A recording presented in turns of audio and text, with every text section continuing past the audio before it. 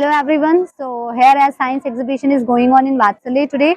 Our students have come out with beautiful projects which they have actually made in science, and it somehow signifies that how science is relevant to human life and how we have to grow in it.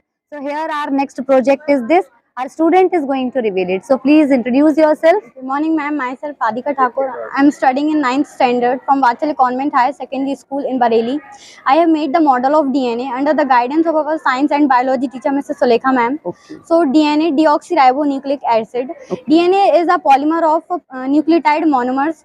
DNA is also found in all the animals, plants, prokaryotic cells, and many viruses. The prokaryotic cell have only one long molecule of DNA, which is not associated in histone protein, but in the eukaryotic cell, the DNA is found associated with proteins in a forming of nucleic proteins.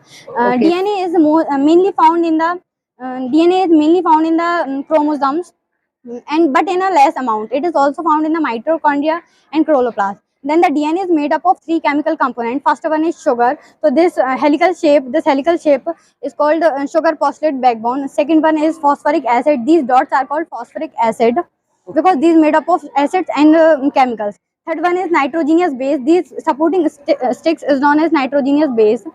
Then let's we talk about the double helix structure of the DNA. This structure is called helical shape, double helix structure.